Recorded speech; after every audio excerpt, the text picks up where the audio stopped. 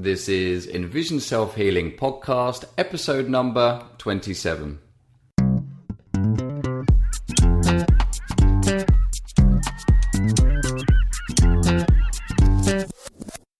Hi, I'm Will Fuller. And I'm Richard Miller. And we are the co-creators of EnvisionSelfHealing.com and are dedicated in helping you improve your eyesight and quality of life by taking healing into your own hands.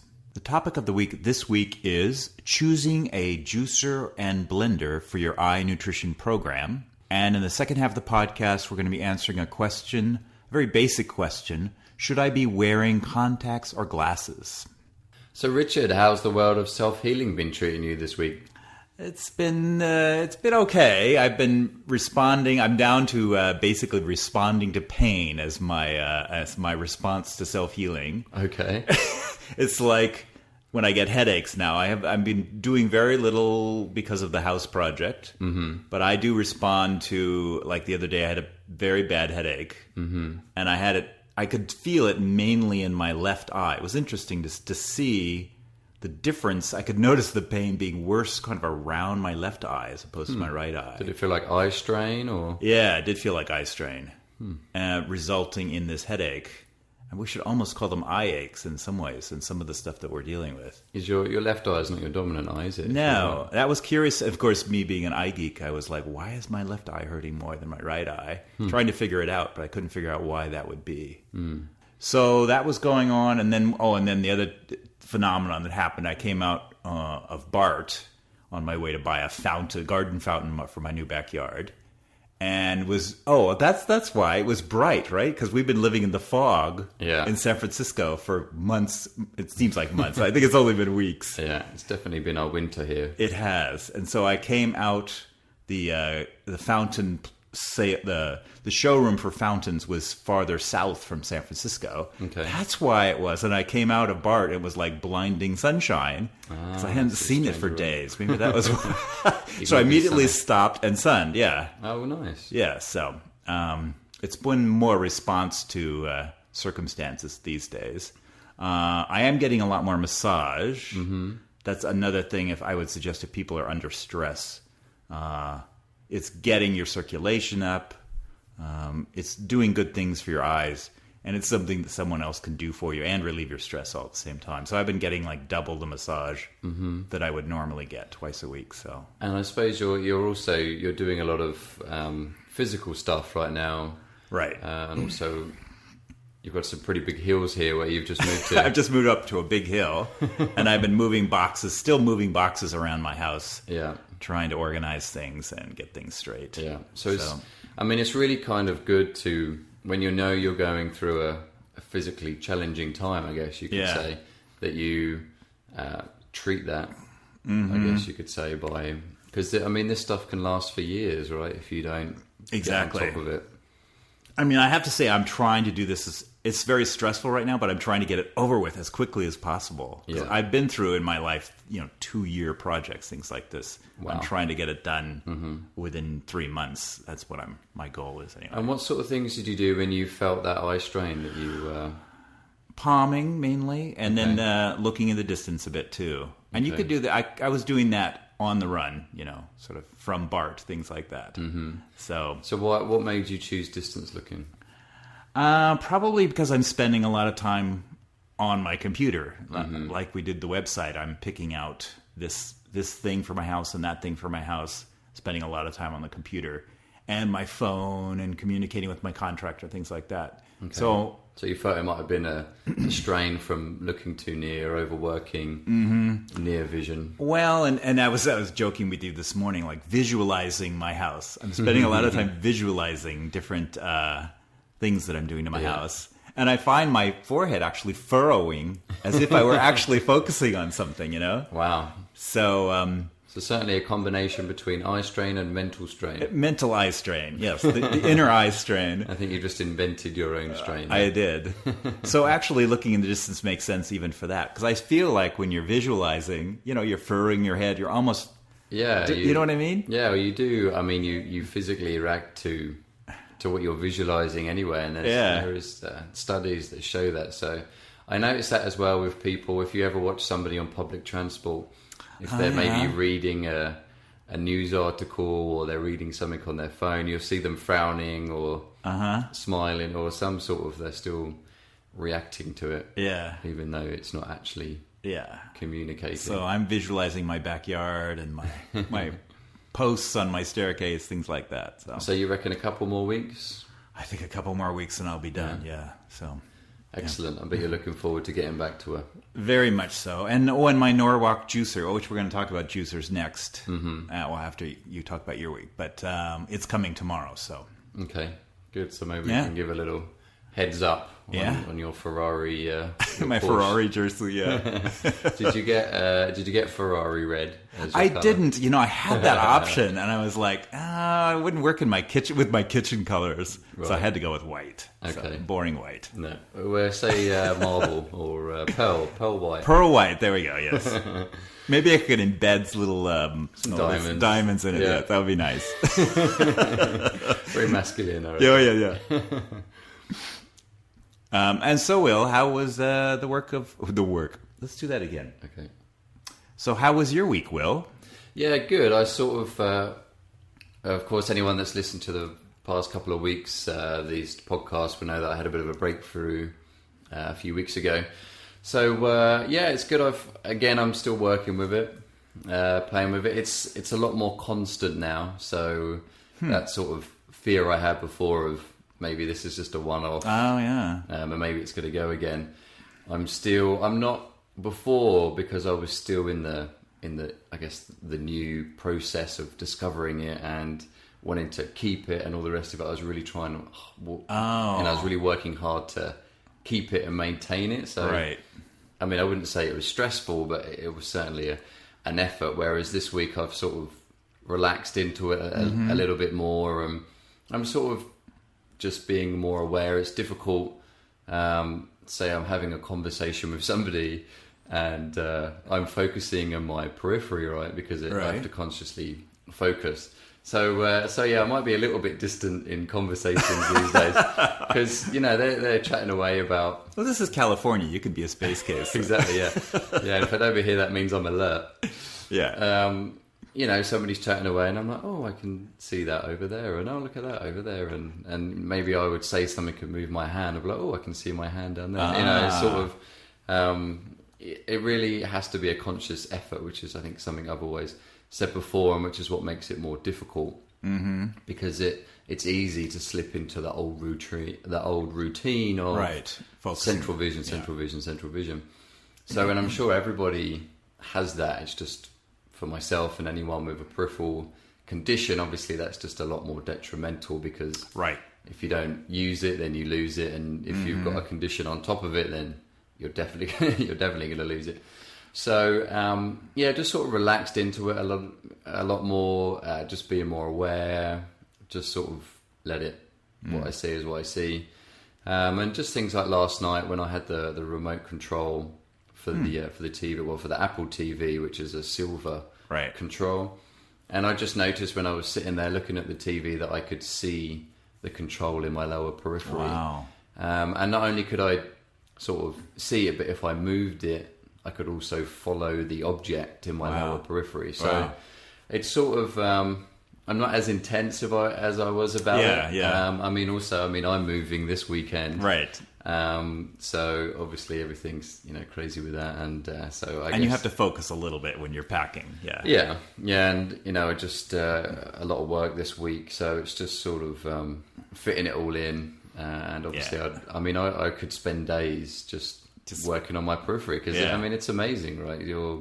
I'm watching my periphery increase. I'm watching, my brain change and just how everything is changing. So as you're doing this, I'm trying to focus on it is distracting a little bit. It's like, you're like, oh, I'm looking out there and it's like, and Will's talking and he's blah, blah, blah, blah, blah, blah. Cause I'm looking out. It's an interesting phenomenon. People should try this to see what Will's going through, to see whether you can actually focus on someone speaking or it's interesting. I wonder if maybe maybe that's normal then, that you tune out of your periphery when you're... Yeah, it's a very good question. Or we're all just habituated.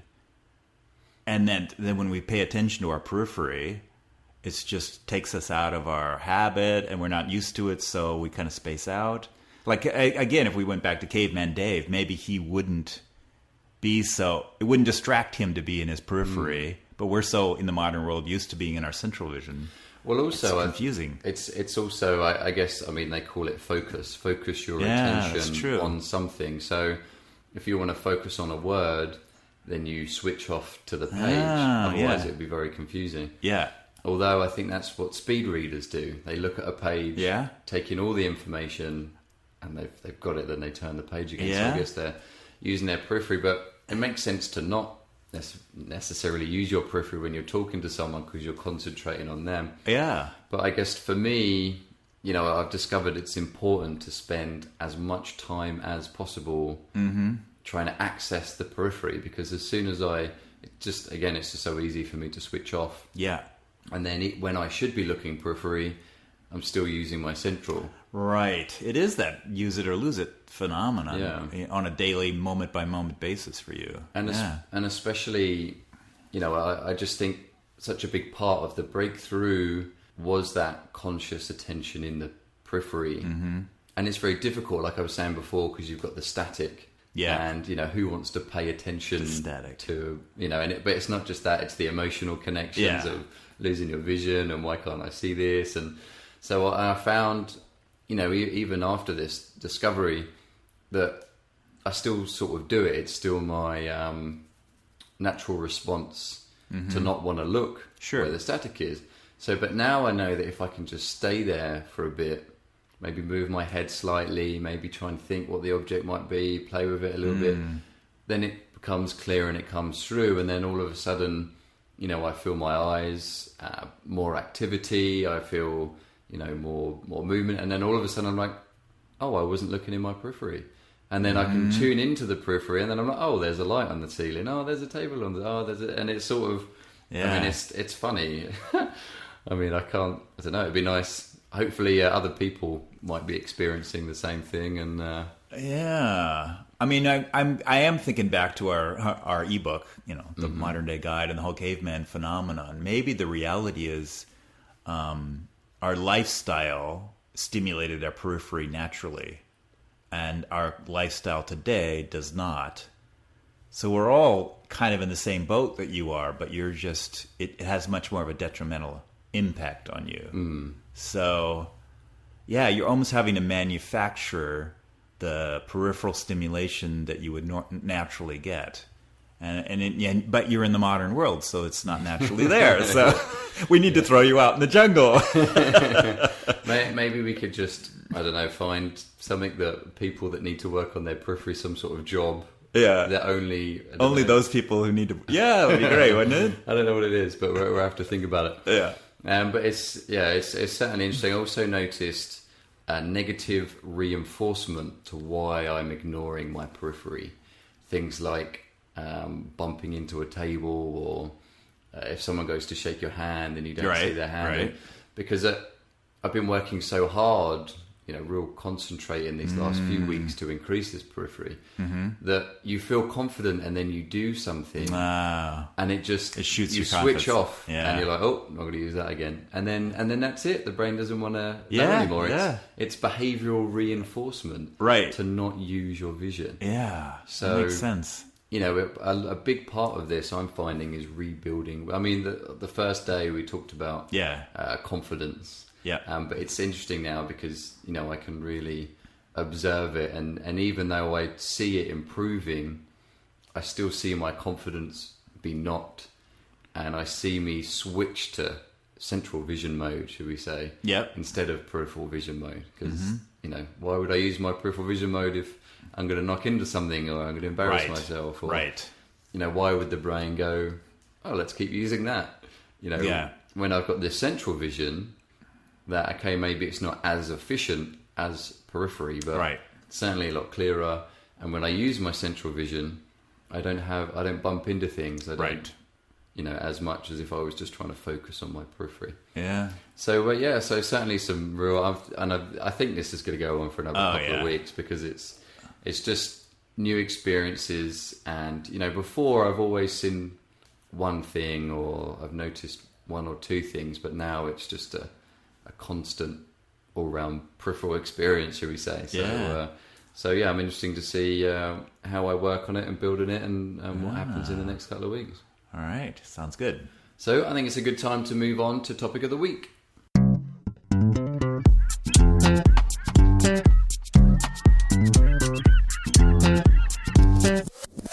And the topic of the week this week is choosing a juicer and blender for your eye nutrition program. Now, a big reason why we've come up with this topic was sort of stumbled upon it, excuse the pun, after what I was just talking about. Don't stumble on a blender. That sounds painful. Make sure you put the lid on. Always unplug it from the mains. Yeah. A couple of weeks ago when Richard and I were looking, we're always doing research into nutrition and what have you, and what could help improve our eyesight a little bit more and also our clients' vision. So we were doing this and we discovered some different kinds of juicers after we were looking into juicing. Yeah, I mean, we haven't been doing juicing for years, we have to admit that, but we're very passionate about it. It's only been a while, right? Yeah, maybe a year now. Yeah. A year or two. And we both really like it and like what it could do for our eyes, what it's doing for our eyes. But we were not experts at juicers when we started, although we did pick a decent juicer, actually. Yeah, in my mind, the faster, better engine. Right, we were guys. yeah. Fast, powerful. Like my juice. Oh, never mind. And that it would sort of yield more juice, I guess. Right. It would be better for you. So, but then, I mean, even when we got that juicer, it had 2 speeds, and I thought, well, why would you have 2 speeds? Yeah, I didn't get that either. It's faster. We're guys also, we didn't read the manuals, right? Yeah. So, but it did, I think it was saying for soft fruits and soft vegetables to have it on soft, and then harder vegetables, then put it on fast. So, I mean, that kind of makes sense to me. But then the last couple of weeks we were doing some more research, and we stumbled across a different style of juicing. Right. And it sort of changed things a little bit. Well, let's even be clear. It was your research into the Gerson diet, right? Mm-hmm. That started this whole chain reaction happening. Yeah, it was a client of mine. I was talking to her about nutrition and helping, because it's not just about vision, right? It's about treating conditions. Right. A lot of the time what we notice in our vision are symptoms of something. Right. Well, and if you think about it, the eyes take a huge amount of the blood supply of your body and your brain and the nervous system of your nervous system as well. So in some ways, they would be very sensitive to a lack of nutrition generally throughout your body. Yeah. Yeah. Yeah. And I mean, a good example is, say, diabetic retinopathy. Right. You don't have diabetes of the eye. Right. It's the body that has diabetes and it affects the eye. So you're sort of triggered off this eye, well, not the idea. I mean, obviously we treat vision, but you need to be thinking on going to the source of the problem as well. Mm-hmm. So obviously you can work on diabetic retinopathy doing the eye exercises, but you also need to work on the body at the same time. So I'm always interested in anything that's going to help improve any condition. Mm-hmm. And of course, RP is a disease for one. And when I started looking at the Gerson therapy, it did talk about improving degenerative diseases. Right. Its main claim is that it can cure cancer. Right. So been looking into it quite a bit, and what Gerson mainly talks about, a big part of it is juicing up to 10 times a day. Right. In order to get this nutrition, which I mean makes perfect sense. We talk about it all the time. The more nutrition you can get, the better. So he was talking about different kinds of juicers. So I was like, what do you mean there's different kinds of juicers? Yeah, we have the fast and powerful one. So, I mean, I must say what's the name? So there's different styles. Oh, right. So the style we started with is the centrifugal juicer. And that's the one that just, it's vertical, it has a nice powerful engine, and it spins, has like a what would you call that? Almost like a grater. Yeah, it's like a grater kind of blade, circular blade thing in the middle. So, and it has filters around the side, so when you put the vegetables in, it sort of grates it, and then the liquid goes through the filters in the side, right, and the pulp goes into a bucket out in the back. Right. Well, and one of the things we noticed immediately, being like cheap essentially, was, man, it takes a lot of carrots to make my carrot juice. That was one of the things that bothered me about it. Yeah. And there's a lot of bulk that comes off of that that's fairly, and you noticed it being kind of wet. Like, well, heck, there's juice in there. Well, that's what finally did it, and I thought, well, so you've got that kind, and then what Gearson was talking about was a kind called masticating juicers, as in mastication is chewing. It's what you do with your teeth. So he was saying that this chews it instead of chopping it and spitting it out. Right. So it's a lot more efficient, and you're going to get more juice from it. And I thought, well, probably not. And you look these things up, and I mean, they're an extra, $200, right?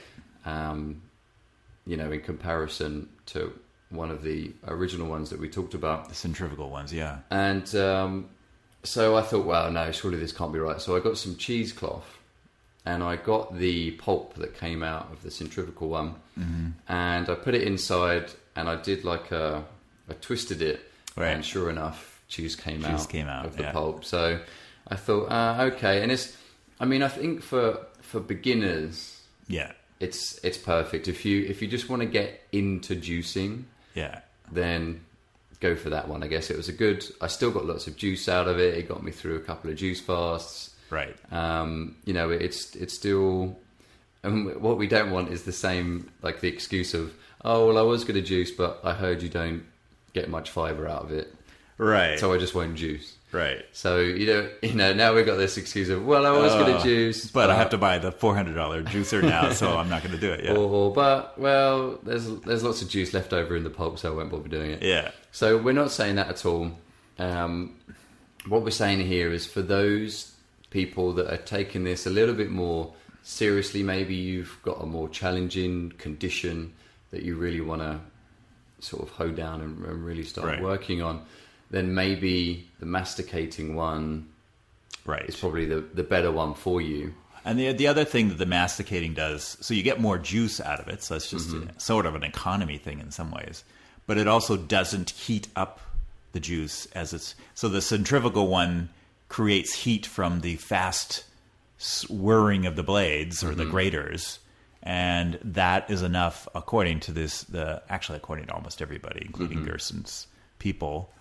It's oxidizes the juice, right, and degrades the nutrition in the and also I think it, instead of spinning it, maybe it breaks it down so you're getting more of the nutrients. So it's not just more liquid. You're actually getting more nutrients from the food. Right. And another thing that changed my mind with this, that Gearson and everybody that you listen to that talks about getting healthy talks about organic food for many reasons, and we're maybe talk about this next week or the week after. We might have a bit of a chat about organic compared to non-organic. And yes, it's a little bit more money, so I thought, well, I'm spending extra money on this nice, more flavorful, more nutritional food, so it makes sense that I spend a little bit extra money to make sure that when I am juicing it, I'm getting. And if you are somebody that's going to be juicing a couple of times a day, then it certainly adds up. I thought back to I've had that previous juicer a year now, and just to think how many juices I made over that time, how much I could have been getting extra out of each one. Right. So you're probably looking at what I get one more for, like $300. Yeah, maybe more, a little more from a department store. Yeah, maybe about $350. Yeah. So it is a little bit more. It's the same as all these things. You could see it as a bit more of an investment, and it certainly doesn't make as much mess. It doesn't make as much noise. Right. And it's just sort of it's a slower engine, so it just slowly grinds up the food. it also does sorbets. True. Which I love, by the way, because that's now my new bad snack in the evening. But to be clear, so I guess sorbet is just fruit, isn't it? It's frozen fruit. Yeah. So what you do is I just freeze a couple of bananas and some strawberries, and then and you just put it through the machine, and it just pushes it. And it's great. It's like a healthy snack. And couldn't you do nut butters and stuff too with it? I think you could. Yeah, pretty much. Yeah, pretty much do anything with it. Yeah. But before we start sounding like salesmen, I promise you that we're not. It's really just something that we've just discovered, and it's something that we want to share with everyone because, I mean, obviously, these last couple of weeks we've been talking about the importance of getting nutrition.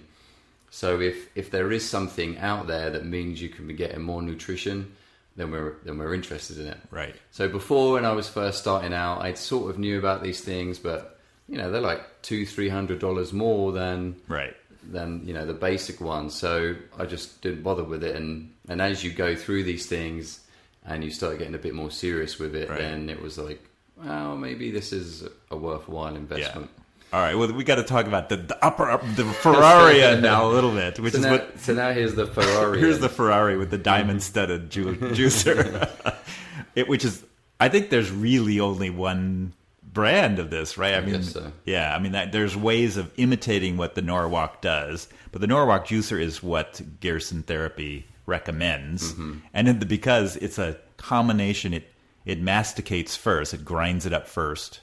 I guess it is grinding. Yeah, it chews it up first into a little bag, just like cheesecloth. Yeah, just like cheesecloth, and then you take that bag and you put it under a press, which is a separate part of the juicer, and then it presses the pulp and everything, and then the juice runs out of that press. Obviously the slowest process, but people make a big deal about the speed of the centrifugal versus the masticating. It's like, but really the cutting up the vegetables, washing them, that's really the time you're spending. I mean, a centrifugal's almost anticlimactic. You just throw it in there, it's over like almost immediately. Whereas the masticating, at least there's a little bit of time there. But to me, when I started doing that, I thought, you know what, it should take this amount of time. Yeah, because I want to get the most out of my food, and it makes sense. And I'm still playing with it because I'm spending quite a bit of my time at the moment, dealing with this stuff, and I do feel like I'm living in the kitchen at this point. Yeah, But hey, if it's gonna help your health and make you feel better and improve your vision, then why wouldn't you go to that little bit extra effort? I must say that it takes no time at all to clean. The one that I have compared to the other one. Exactly. Well, that is and when you're looking at it, that is another factor we've always looked at, and Will had another juicer before this that he turned back in because there's breakage and cleaning. It's a big deal. You really want to look at the juicer if you're looking at any juicer and see what little crevices you need to clean out. Yeah, I did actually go through a few juicers to begin with, actually, because there's just little things that you don't really think would be a problem. End up, like cleaning is a big one. Yeah, because if you're going to be juicing, you should be thinking about doing it on a regular basis. It's sort of funny, really, that we talk about this with Vision, but it really is helping, overall health here. And certainly, we should be suggesting that everybody does this, even if they don't have any vision conditions. Right. But it's amazing. There's little things like nooks and crannies that maybe food could get in and build up, or it might be difficult to clean or what have you. So, but have a look around. I tend to just go for the department store because I know I can take it back. Yeah. Which is easier. Which he's done twice. It's their policy. Exactly. Why not? And I keep going back to the same place, but I keep upgrading every time. That's true. So they're still getting their money out of me. Yeah. But I mean, so a lot of these things, maybe you might find a better deal online. We don't know. But certainly, 3 main juices there that you can use in order to help improve your eyesight and nutrition. I guess in general, we're recommending the first one. It's cheaper, easy to use. See if you're interested in it. If you're one of these people that know that if you're serious about something and that this is something you want to do for the future, then we suggest the second one. Right, the masticating kind, yeah.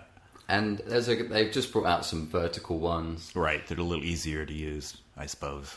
I personally chose not to do that because it looked like there was a few more bits there. And for me, any sort of technology, the more stuff there is, the more parts that to can break. Yeah. And the horizontal one is very basic. Yeah, a lot of the horizontal ones are pretty straightforward. Very easy to clean. And then I guess if you're really serious, and of course, I mean, Gerson was helping people to cure cancer. So obviously he needed something that was going to give maximum amount of nutrition. Right. So it makes sense that if you really want to go one step further, then the Norwalk. The Norwalk is the right one. But we'll see next week, hopefully. Yeah. We'll know. Yeah. And if anything, if you do buy that, because that's quite a bit more money. Yeah, quite a bit more. It's $2,500. So even if you're not that much into juicing, buy that because you'll definitely use it because you would have spent. You'll be guilted into it. That, or it would be the reverse, just like when you buy a new pair of shoes and you spend a lot of money on it and you never wear them because you don't want to ruin it. But getting back seriously though, the cleaning, that's what I was going to say about the cleaning thing. If you have to clean, if you hate cleaning this thing, you're not going to use it as much. It's not just about saving your time. You won't use it if it's too hard to clean. Yeah, because you'll think, it's breakfast time. Yeah. I don't have a lot of time. And if I'm going to spend half an hour cleaning this thing, I mean, it really should only take, 5 minutes max. Just to rinse it through and wash it around and stick it on the side. Yeah.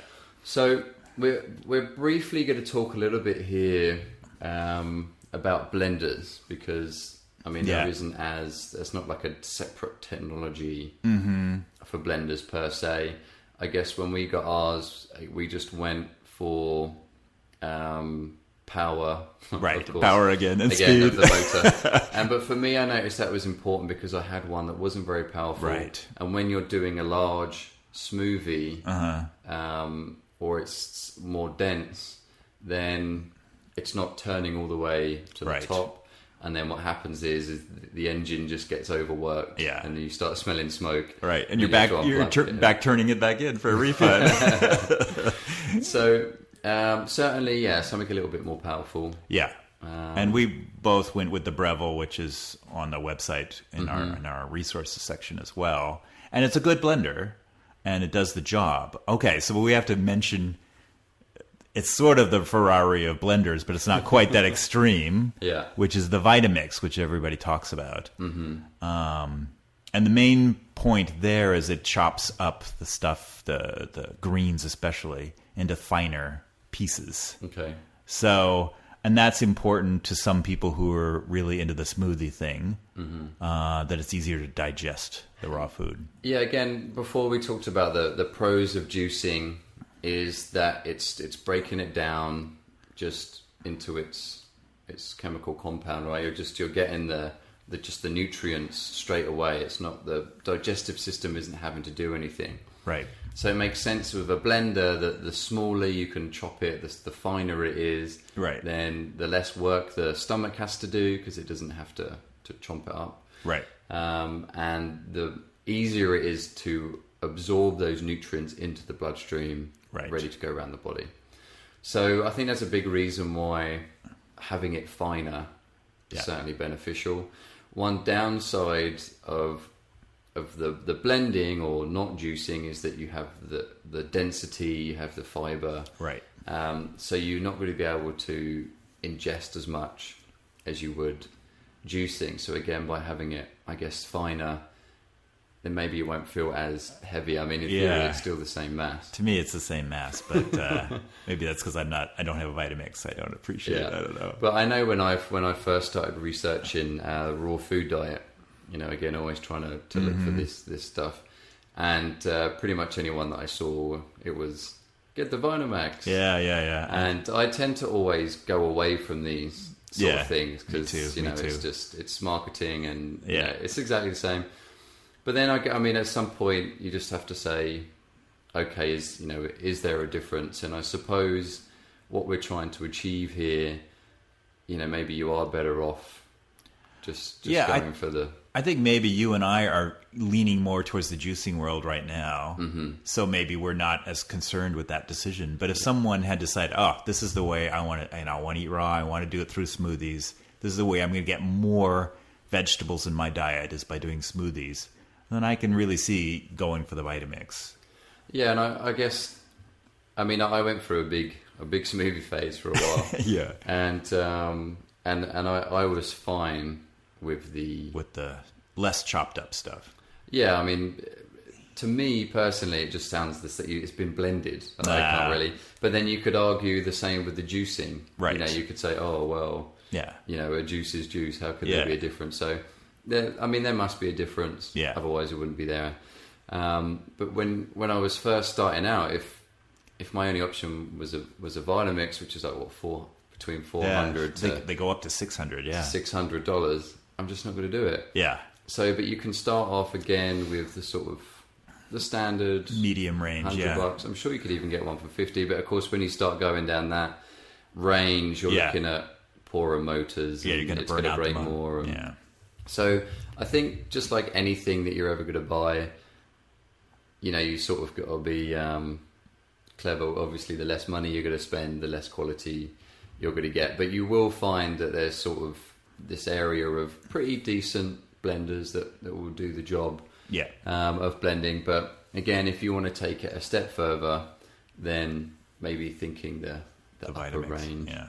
And I think also you said with the Vitamix, they have it has a plunger thing. Oh, there's a word for that. That's the things that forces food down into the blade. Okay. And you can use it while it's running, which is unusual. Right. So that seems useful as well if you're trying to get large, bulky food in there. And obviously the engine is really, really good. Okay, great. Well, some interesting stuff there on juicers or blenders. Really something that we hadn't really thought of ourselves a few years ago until we really started researching nutrition and the best way to how to get these micronutrients into our body. And these are certainly two good ways of working extra vitamins and minerals into your daily life. So I think it's about a good time to move on to question of the week.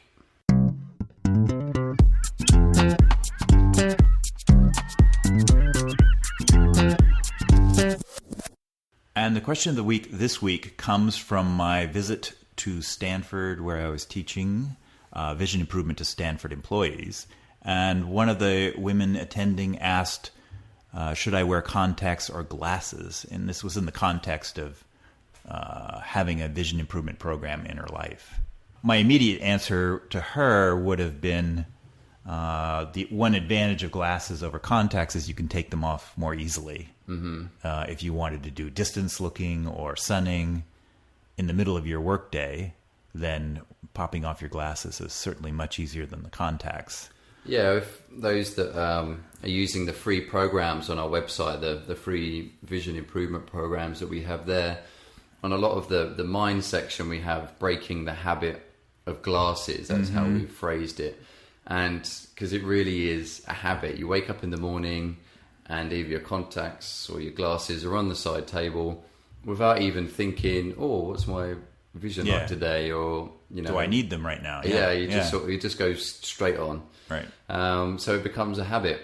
So when breaking that habit, obviously it's a lot easier with the glasses because you can just take them off.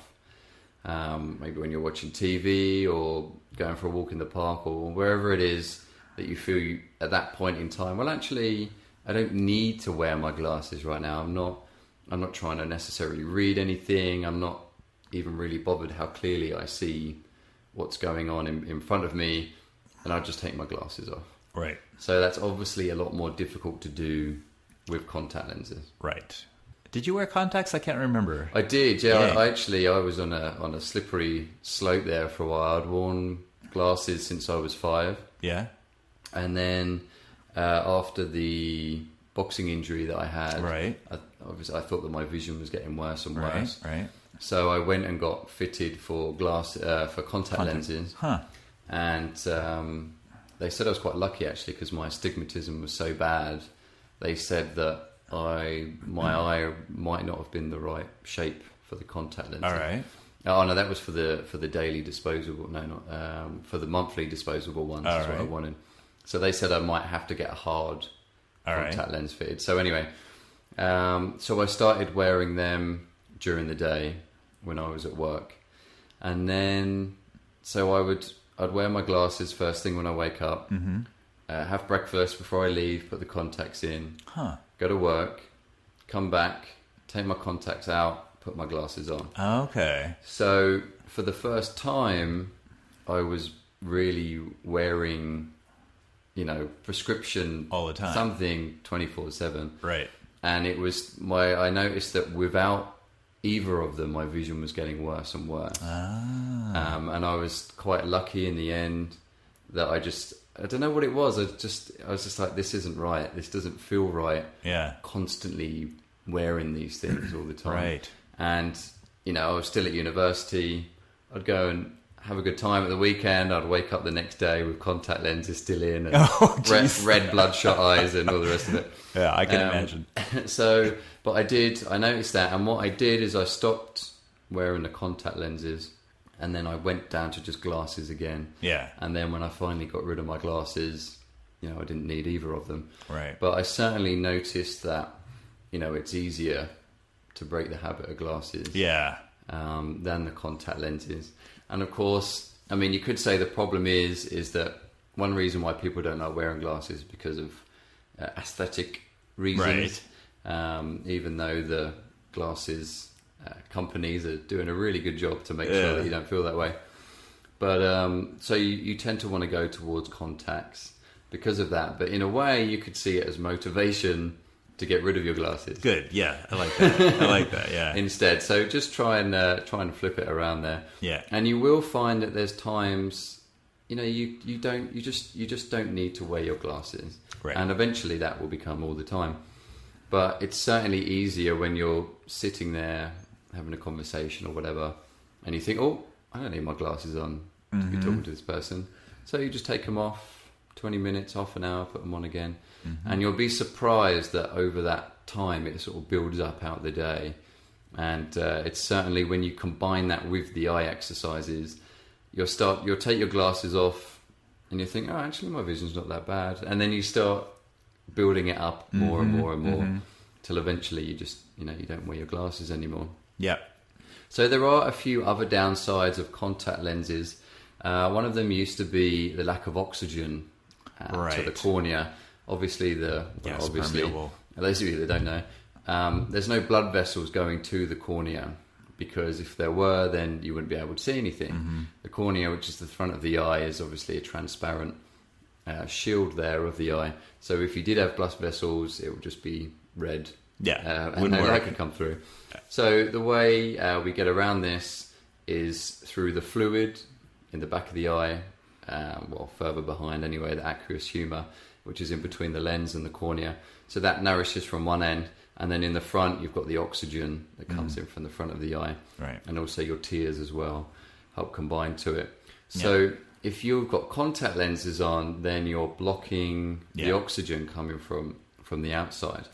Now, with latest technology and improvements and what have you, that's not so much the case anymore, and that they are a lot more oxygen permeable, I guess. Right, get gas remote, yeah. So, but anyone needs to fall asleep in their contact lenses, like myself. Yeah. And you'll notice that you wake up with bloodshot eyes, and one of the reasons why you get bloodshot eyes is because you've got that lack of oxygen. So your eyes starts trying to get more blood to that part of the eye, and that's why you wake up with those red eyes with the more sort of blood going that way. I just remembered another woman at Stanford told this story about how from wearing contacts so much, she could actually touch her eyeballs. She desensitized her eyeballs. She could actually touch them. She said it took like 2 years of not wearing contacts to get the sensitivity back, so she couldn't touch her eyeball again. Yeah, and that's... People might not, it should be common sense really, that there's a reason why they're that sensitive in the first place. Yeah. Because we want to react to stop things from touching the eye, and it's just such a sensitive place. That's interesting that she even went back the other way. And I wonder whether she was just sitting there one day and she just poking her eye, putting her own eye. I'm completely fine with this. Yeah. So one other thing that they do say about contact lenses is it's very important to keep them clean. Our optometrist teacher in Brazil Right. that teaches Richard and I as well. She says that if you ever looked at a contact lens under a microscope, then you would be horrified to see the amount of fungus that's growing under there. So it is important to keep them very clean, to try and prevent any, contamination or anything. And of course, make sure your hands are clean, because we're putting our fingers in our eyes all the time and taking them out again. Yeah. So there are some downsides like that with contact lenses, but certainly from our point of view, the main reason why you don't want to wear contact lenses is because it's easier to get rid of any prescription when you're wearing glasses. And also, it might even be a little bit easier to downgrade your glasses than getting new contact lenses all the time. Yeah.